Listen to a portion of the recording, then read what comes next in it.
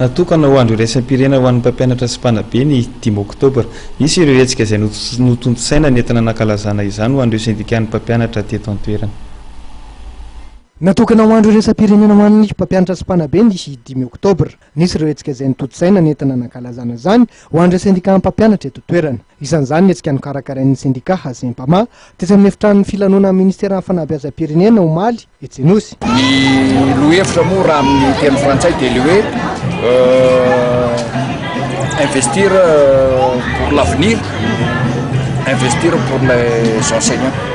Raha dika tsotsotro zany dia hoe ny miantoka ny ho avy dia ny fikolokoloana ny reto mpampianatra reto dika malalaka zany ataona izany ka dia fahavonona reto mpampianatra reto tsy nisy ny etoana narara fa mianto tena avokoa ny tongeto avy amin'ny faritra zavatra mahafinaritra sy mahavelom-bolo zany ho an'ny ho avin'ny taranaka satria tsy adinontsika fa mpampianatra mpanabe no kitro ifaharan'ny fampandrosoana kitro ifaharan'ny fampandrosoana ny fampianarana sy mpanabeazana fa raha tsy ao mpampianatra tsy ao mpanabe dia tsy anjary zany rehetrarehetra zany. Manana ny fomba fijeriny ary nankalaza ny andro iraisam-pirenena ho an'ny mpanabe ihany koa ireo mpampianatra FRAM.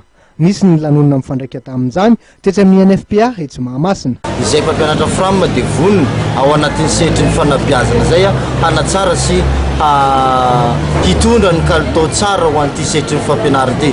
Manoloana izay moa zany dia nanao karazana nofikena amin'ny tapiavanina ny mpampianatra FRAM rehetra tonga eto Antananarivo izay solitena avy any amin'ny faritra mba hijerevana hoe miray hina ny mpampianatra FRAM fa tsy na dia teo aza nisy disadisa tamin'ny rantiran'ireny grevy nataon'ny mpampianatra regny sady koa midy sady zay anatiny hoe afaliana tsikelikely amin'ny fitakina nataonay satria efa misy ampahany efa voavalin'ny ministera ny recrutement raha teo koa efa anatin'ny fanakalozan-kevitra. Mbola mitontolona ho an'ny mpampianatra FRAM saingy anomenavahana ny fampiasahana efa noraisan'ny fitondram-panjakana tokoa ny ankamaroan'ireo fangatahan'ny FRAM.